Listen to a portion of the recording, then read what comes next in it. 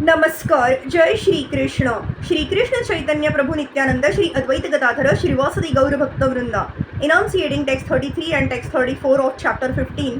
Description of the kingdom of God of third canto, the status quo of Srimad Bhagavatam. Text 33. न हयंतरम भगवतीह समस्त कुक्षा वात्मान मात्मनि नभो नभसीव धीराः पश्यन्ति यत्र युवयोः सुरलिंगिनोः किम व्युत्पादितं हयुदर भेदी भयम yato asya. In the Vaikuntha world, there is complete harmony between the residents and the Supreme Personality of Godhead, just as there is complete harmony within space between the big and the small skies. Why there is there a seed of fear in this field of harmony? These two persons are dressed like inhabitants of Vaikuntha, but where from can their disharmony come into existence? Just as there are different departments in each state in this material world, the civil department and the criminal department, so in God's creation, there are two departments of existence. As in the material world, we find that the criminal department is far smaller than the civil department. So this material world, which is considered the criminal department, is 1/4 of the entire creation of the Lord. All living entities who are residents of the material universes are considered to be more or less criminals because they do not wish to abide by the order of the Lord, or they are against harmonious activities of God's will. The principle of creation is that the Supreme Lord, the personality of Godhead, is by nature joyful, and he becomes many in order to enhance his transcendental joy. The living entities like ourselves, being parts and parcels of the Supreme Lord, are meant to satisfy the senses of the Lord. Thus, whenever there is a discrepancy in that harmony, immediately the living entity is entrapped by Maya or illusion. The external energy of the Lord is called the material world, and the kingdom of the internal energy of the Lord is called Vaikuntha, or the kingdom of God. In the Vaikuntha world, there is no disharmony between the Lord and the residents. Therefore, God's creation in the Vaikuntha world is perfect. There is no cause of fear. The entire kingdom of God is such a completely harmonious unit that there is no possibility of enmity. Everything there is absolute. Just as there are many physiological constructions within the body, yet they work in one order for the satisfaction of the stomach. And just as in a machine, there are hundreds and thousands of parts, yet they run in harmony to fulfill the function of the machine. In the Vaikuntha planets, the Lord is perfect, and the inhabitants also perfectly engage in the service of the Lord. The Mayavadi philosophers, the impersonalists, interpret this verse of Srimad Bhagavatam to mean that the small sky and the big sky are one. But this idea cannot stand. The example of the big sky and the small skies is also applicable within a person's body.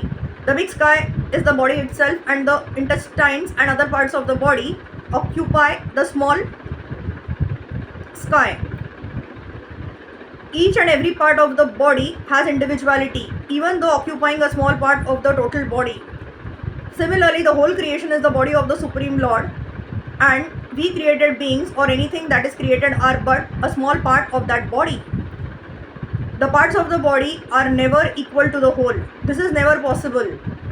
In Bhagavad Gita, it is said that the living entities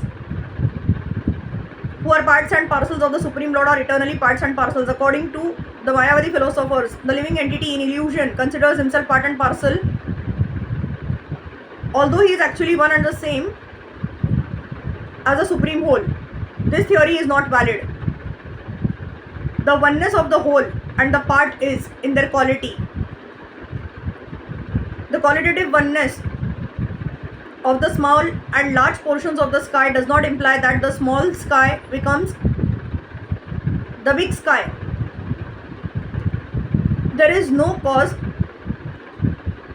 for the politics of divide and rule in the Vaikuntha planets. There is no fear because of the united interest of the Lord and the residents. Maya means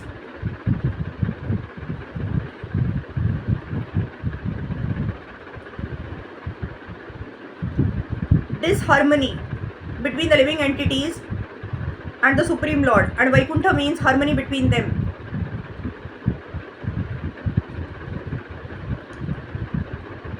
Although all living entities are provided for and maintained by the Lord because he is a supreme living entity, but foolish creatures although actually under the control of the supreme living entity, defy his existence, and that state is called Maya. Sometimes they deny that there is such a being as God. They say everything is void, and sometimes they deny him in a different way. There may be a God, but he has no form. Both these conceptions arise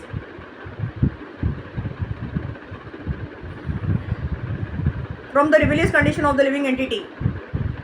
As long as this rebellious condition prevails, the material world will continue in disharmony.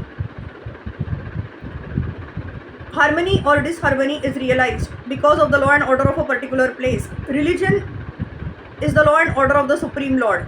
In the Srimad Bhagavatam, we find that religion means devotional service or Krishna's consciousness. Krishna says, give up all other religious principles and simply become a soul surrendered unto me. This is religion.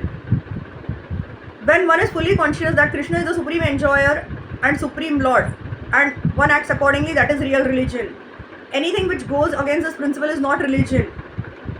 Krishna therefore says, just give up all other religious principles. In the spiritual world, this religious principle of Krishna's consciousness is maintained in harmony, and therefore that world is called Vaikuntha. If the same principles can be adopted here, wholly or partially, then it is also Vaikuntha. So,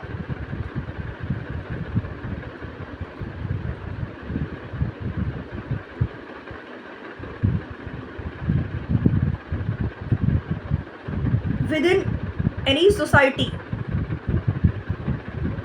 such as the International Society for Krishna's Consciousness, if the members of the International Society for Krishna's Consciousness, putting faith in Krishna as the center, live in harmony according to the order and principles of Bhagavad Gita, then they are living in Vaikuntha, not in this material world.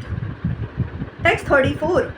Tada vamo mushya paramasya vikuntha bhartuha kartum prakrishta miha धीमहि मंदधिभ्याम लोकानीतो व्रजतमंतर भावदृष्ट्या पापीयसस त्रय इमे रिपवो अस्यो यत्र. Therefore, let us consider how these two persons who are contaminated should be punished. The punishment should be apt, for thus benefit can eventually be bestowed upon them. Since they find duality in the existence of Vaikuntha life, they are contaminated and should be removed from this place to the material world, where the living entities have three kinds of enemies. The reason why pure souls come into the existential circumstances of the material world, which is considered the criminal department of the Supreme Lord, is stated in Bhagavad Gita 7th chapter verse 27. It is stated that if living entity is pure, then he is in complete harmony with the desires of the Supreme Lord. But as soon as he becomes impure, he is in disharmony with the desires of the Lord. By contamination, he is forced to transfer to this material world, where the living entities have three enemies, namely desire, anger and lust. These three enemies force the living entities to continue material existence, and when one is free from them, he is eligible to enter the kingdom of God. One should not therefore be angry in the absence of an opportunity for sense gratification, and one should not be lusty to acquire more than necessary. In this verse, it is clearly stated that the two doormen should be sent into the material world, where criminals are allowed to reside. Since the basic principles of criminality are sense gratification, anger and unnecessary lust, persons conducted by these three enemies of the living entity are never promoted to Vaikuntha law. People should learn Bhagavad Gita and accept the Supreme Personality of Godhead, Krishna, as the Lord of everything. They should practice satisfying the senses of the Supreme Lord instead of trying to satisfy their own senses. Training in Krishna's consciousness will help one be promoted to Vaikuntha. Hare Krishna, Krishna Krishna, Hare Hare, Hare Ram, Ram Ram, Hare Hare.